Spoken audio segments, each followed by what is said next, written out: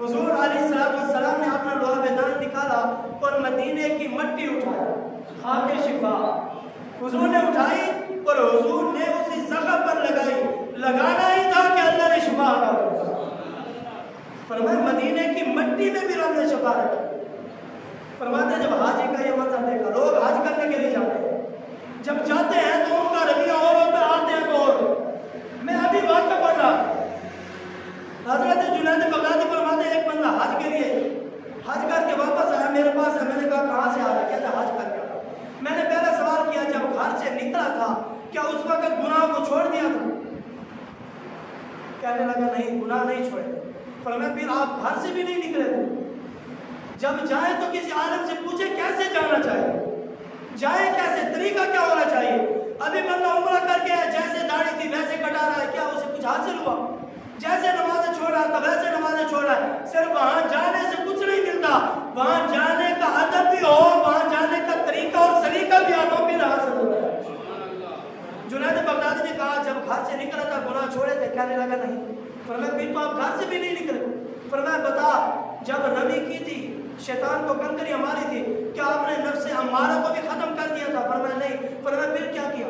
فرمایا جب مزدلفہ میں پہنچا تھا، فرمایا کیا اس وقت آپ نے جب احرام باندھا تھا اس وقت آپ نے گناہ اتار دیے تھے سارے، بغض حسد کینہ چھوڑ دیا تھا؟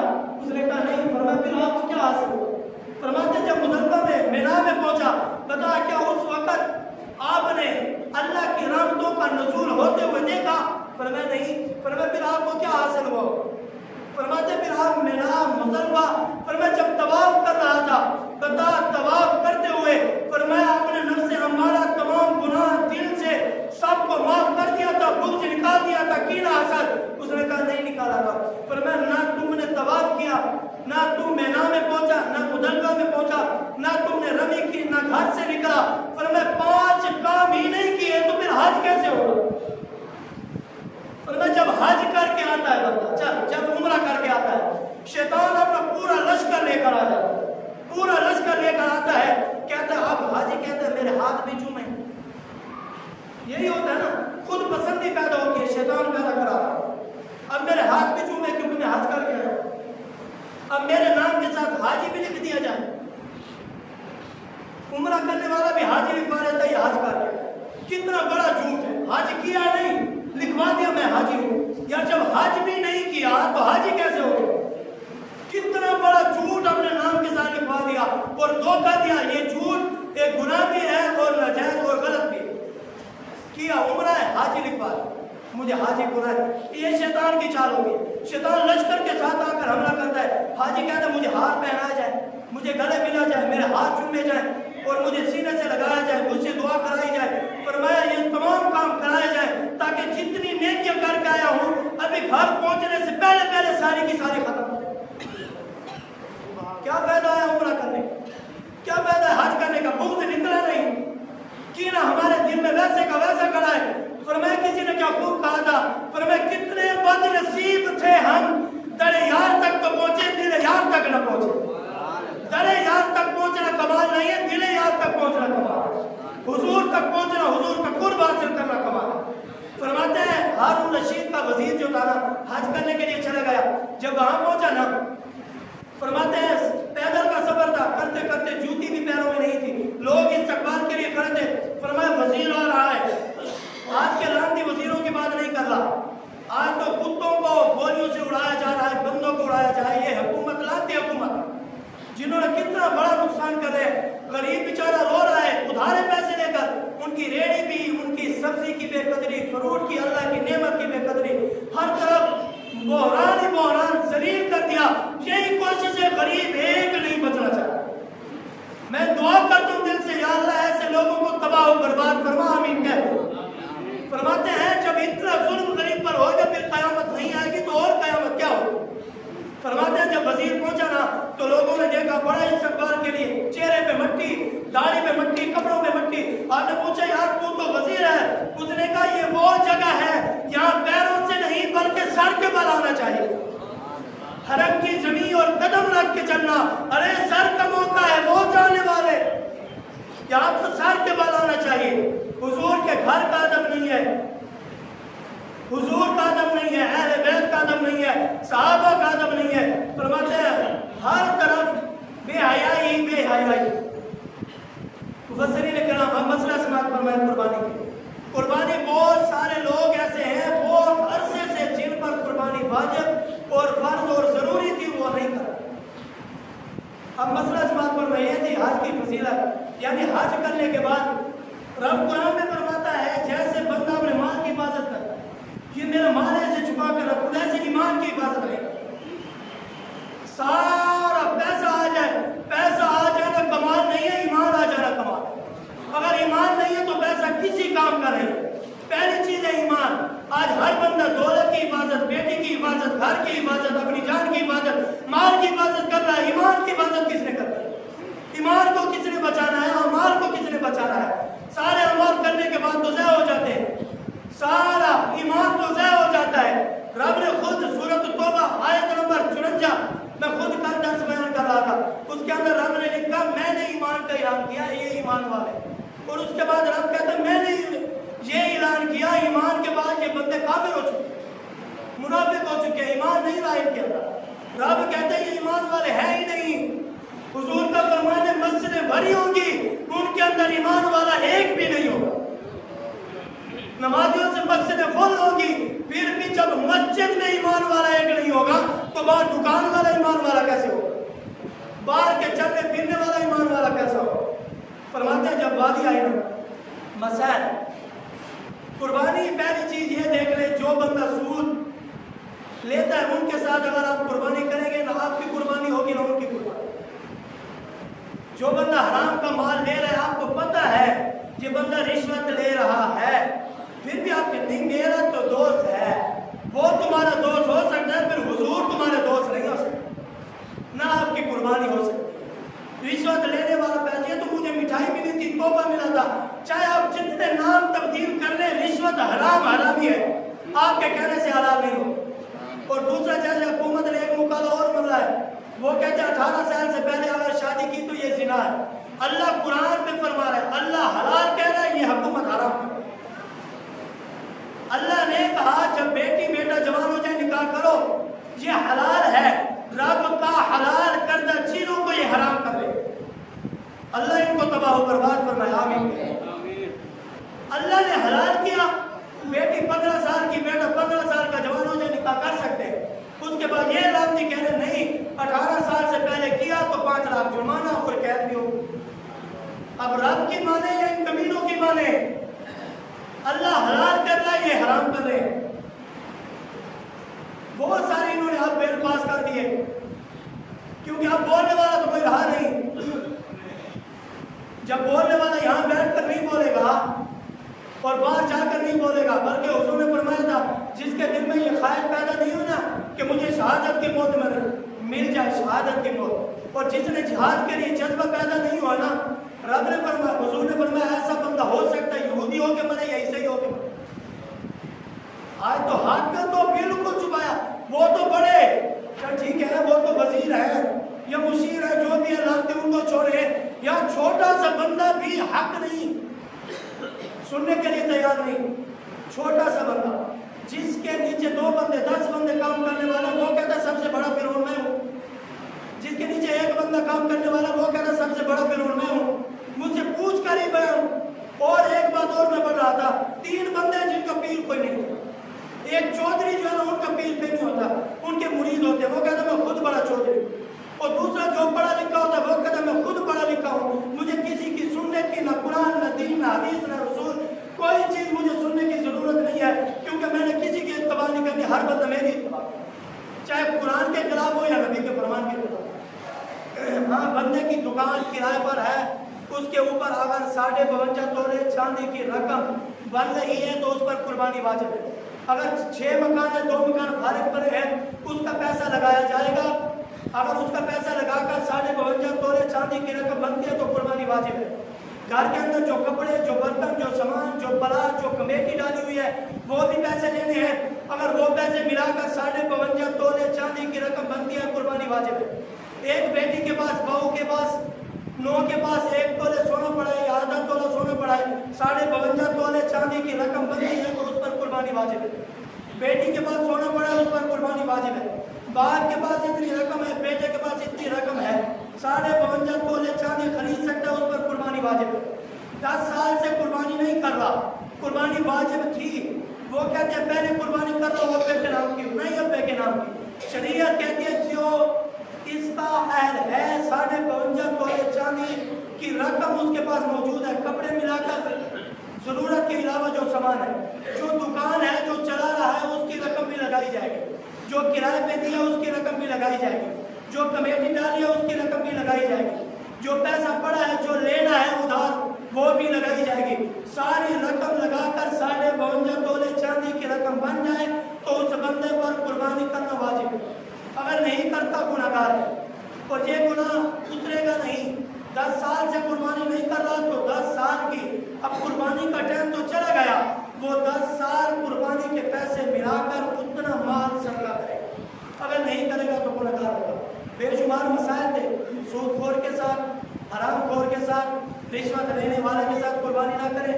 और मैं उम्र बता, जानवर की उम्र है, बंदे कहते हैं 2 दांत निकला है, दांत की कोई शर्त नहीं है, हम मुफस्सिरीन कराम फरमाते हैं अगर दांत देखने 2 नहीं 4 देखें, दांतों वाला जानवर खरीदने 2 दांतों वाला नहीं 4 दांतों वाला खरीदे। उम्र अगर एक दिन घट है 5 साल से ऊंट की, कुर्बानी नहीं होगी। गाय की उम्र 2 साल से एक दिन भी कम है, कुर्बानी नहीं होगी। बकरी बकरे की उम्र 1 साल से कम है, कुर्बानी एक दिन 1 साल से कम है, कुर्बानी नहीं होगी। भेड़ दुम्बा इनकी कुर्बानी 1 साल, हाँ हुजूर ने फरमाया अगर 6 माह का दुम्बा हो या भेड़ हो और देखने में नजर आए कि 1 साल का नजर आए, एक के साथ खड़ा करो, फिर उनकी हो सकती है, वरना अगर देखने में 6 महीनों का नजर है फिर भी कुर्बानी नहीं होगी। उम्र की शर्त है, दांतों की शर्त नहीं है।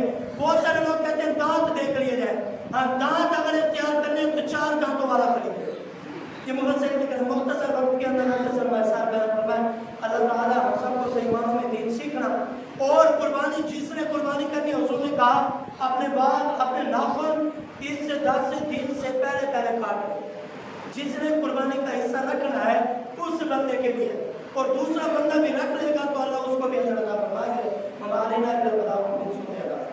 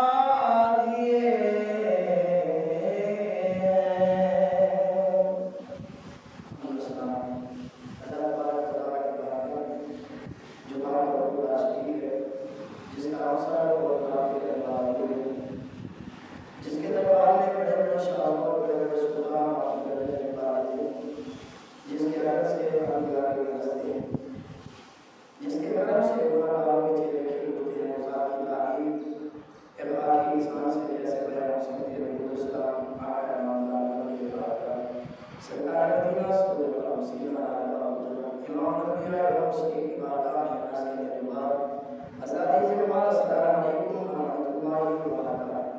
الحمدللہ آج کا جو مبارک عزت و عظمت والا دن ہے. دعا ہے اللہ تبارک و تعالی ہم سب کو اس قیام میں برکت نصیب فرمائے. ہم سب کے لیے یہ دن نجات کا ذریعہ بنے. آج انشاءاللہ عزیز آج کا جو میرا موضوع ہے وہ ہے حج کرنے والے حاجی کی فضائل اور قربانی کے مسائل. دو چیزیں آج انشاءاللہ عزیز بیان کرنی ہے. دعا اللہ تبارک و تعالی مجھے صحیح معنوں میں حق بیان کرنے کی توفیق عطا فرمائے اور ہم سب کو سن کر اس پر عمل کرنے کی توفیق عطا فرمائے. جو آیات کریمہ میں نے آپ کے سامنے پڑھی موضوع سخن بنایا سورۃ الحج کے اندر میرا اشارہ فرماتا ہے لن ینال اللہ لحومها ولا دماؤها ولکن ینالہ التقوی منکم. اس آیات بینات کے اندر اللہ تبارک و تعالی نے ان لوگوں کا ذکر فرمایا ہے جو قربانی کرنے والے ہیں. فرمایا نہ تمہارا خون نہ تمہارا گوشت رب کے یہاں پہنچتا ہے. رب کے یہاں اگر کوئی چیز پہنچتی ہے تو وہ تمہارا تقویٰ ہے. اگر بندہ بغیر نیت کے انسان کی نیت دکھلاوا ہو یا کاری ہو پھر بندہ قربانی کا جانور خریدے لوگوں کو دکھائے. فرمایا یہ تقویٰ نہیں ہے. تقویٰ تمہارے دل کے ارادے کا نام، تمہاری نیت کا نام تقویٰ ہے. تمہارے دل کا ارادہ سوچ خیال کیا تھا. رب تمہارے ذہن کو نہیں دیکھتا جبکہ رب دیکھتا ہے تمہارے دلوں کو دیکھتا ہے.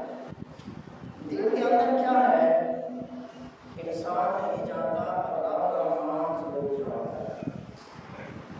یہ تھا آیات کا ترجمہ جو آپ نے سماعت فرمایا. اور آگے ارشاد فرمایا قربانی کرنے والوں کے بہت سارے فائدے بھی.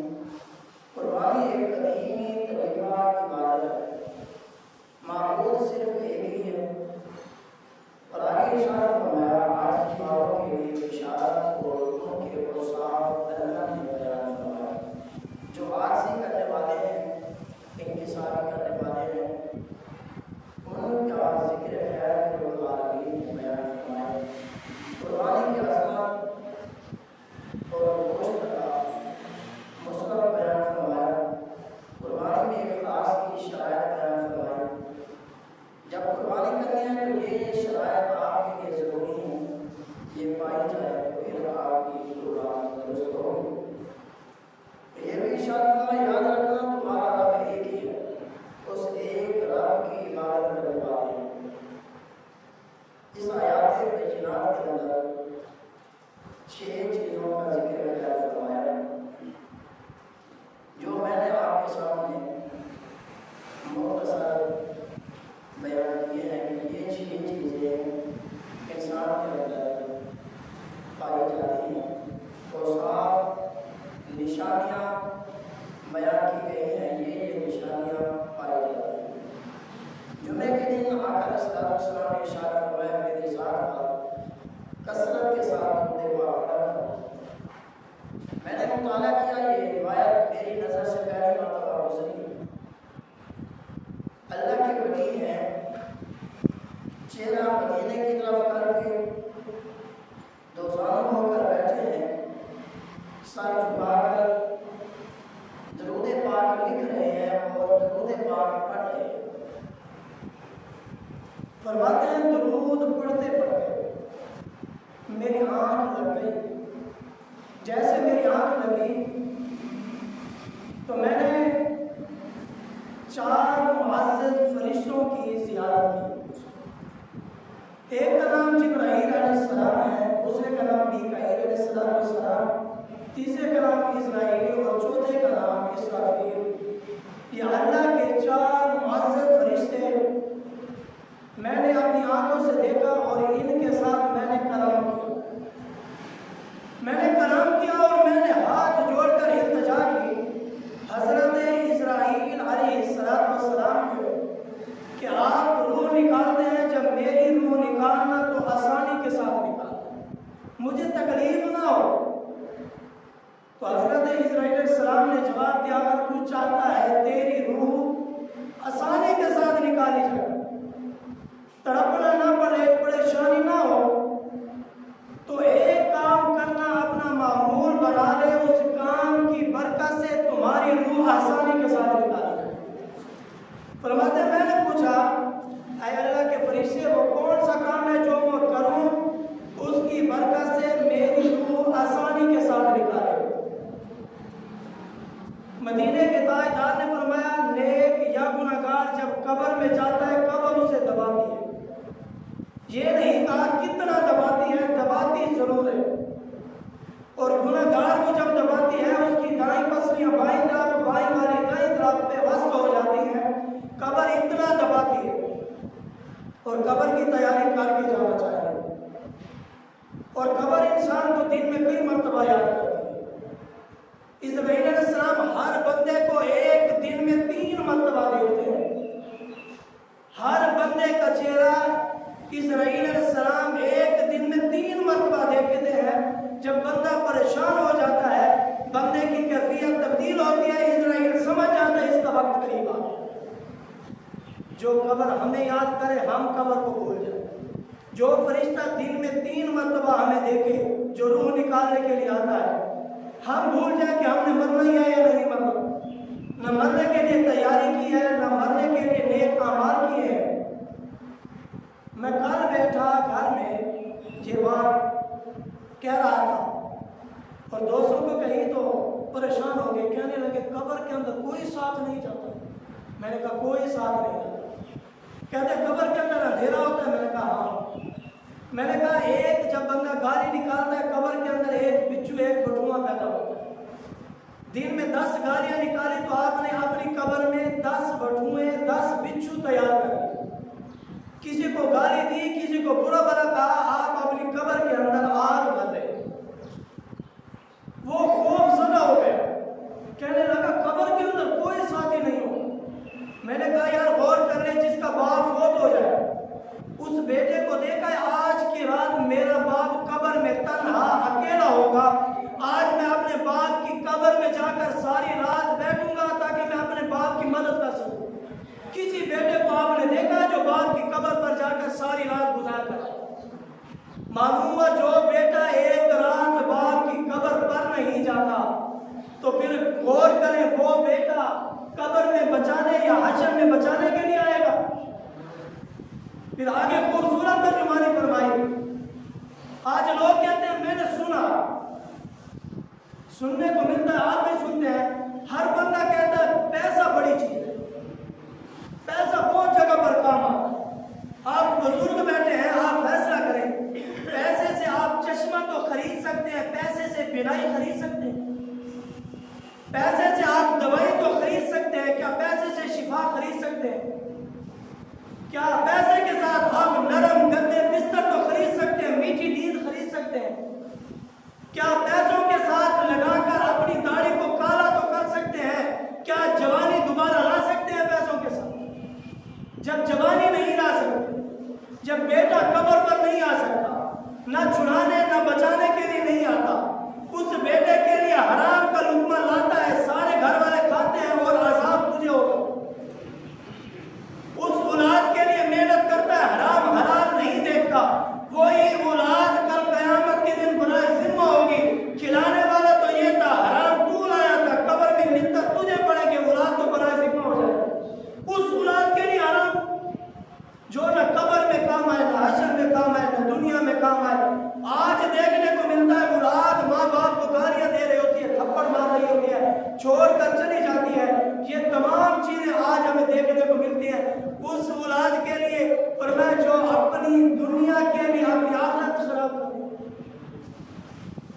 اللہ کے ایک ولی ہے حضرت جنید بغدادی، خوبصورت واقعہ لکھا کیونکہ حج کے دن ہے، بہت سارے دوست علماء حج کو جا رہے تھے، ہمارا بھی دل تڑپ رہا ہے کاش حضور ہمیں بھی بلائیں، ہم بھی مدینے جائیں۔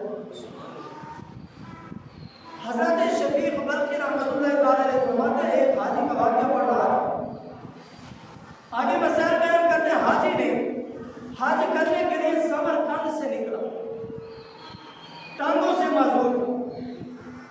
غور کرنا، جب حاجی حج کے لیے نکلتا ہے ٹانگوں سے معذور سفر کر رہا ہے۔ حضرت شفیق بلخی رحمۃ اللہ تعالی علیہ نے دیکھا، قریب میں پوچھا آپ حج کے لیے آ رہے ہیں؟ فرمایا کہاں سے آ رہے ہیں؟ فرمایا سمرقند سے۔ فرمایا کتنا سفر بنتا ہے؟ غور کرنا، 4430 کلومیٹر سفر بنتا ہے، ٹانگوں سے معذور ہے، گھسیٹ گھسیٹ کا چل کے آ رہا ہے، اتنا سفر۔ آپ اور میں تو 10 قدم جمعے کے لیے نہیں آ سکتے مسجد میں، اور حج فرض ہونے کے باوجود ہم حج نہیں کرتے۔ فرماتے ہیں جب انہوں نے پوچھا اتنا سفر 4000 کلومیٹر، 4000 نے 4430 کلومیٹر گھسیٹ کا وہ حاجی سفر کر کے مکے کو آ رہا ہے۔ شفیق بلخی نے دیکھا تو ایسے نظر باندھ لی، اس کا چہرہ دیکھ رہے، حیران ہو گئے۔ فرمایا بابا پیدل گھسیٹ کا اتنا سفر؟ پھر پوچھا کتنا عرصہ ہو گیا آپ کو آتے ہو؟ وہ حاجی کہنے لگا مجھے 10 سال ہو گئے پیدل چلتے چلتے۔ حاجی کا جذبہ دیکھیں، 10 سال پیدل چلتے چلتے اتنا سفر کر کے میں مدینے حضور کی زیارت کے لیے آ رہا ہوں۔ آج ہم اتنے قدم چلتے ہیں، ہم تو حضور کا فرمان سننے کے لیے ہمارے پاس وقت نہیں ہوتا، رب کا قرآن سننے کے لیے وقت نہیں ہوتا، پھر قبر میں نہ یہ قرآن ہمارے کام آئے گا نہ نبی کا فرمان کام آئے گا۔ قبر میں حضور نے اپنا چہرہ پھیر لیا تو بچانے والا کوئی نہیں ہوگا۔ آپ جتنی محبت کر رہے ہیں دنیا میں رہ کر، قبر میں بھی ویسے پہچان ہوگی۔ اس لیے تو حضرت کہا تھا آج لے ان کی پناہ، آج مدد مانگ ان سے، پھر نہ مانے کہ قیامت میں اگر مانگے۔ جیسے آج آپ اور میں حضور کو مان رہے ہیں، قبر میں بھی حضور نے ایسے ہی چہرہ دکھانا ہے، پھر پہچان نہیں ہونی، کیونکہ بزرگ فرماتے ہیں آنکھوں والا ہی حضور کو دیکھتا ہے، جس نے دنیا میں قدر نہیں کی وہ قبر میں کیسے پہچانے گا حضور؟ حاجی 10 سال پیدل چل کر آ رہا تھا۔ حضرت شفیق بلخی کہتے ہیں میری چیخیں نکل گئی، میں رو پڑا۔ میں نے پوچھا یار اتنا سفر پیدل کیسے کر رہا؟ اس نے کہا یہ میرا شوق ہے جو مجھے لے کر آ رہا ہے، شوق کا کوئی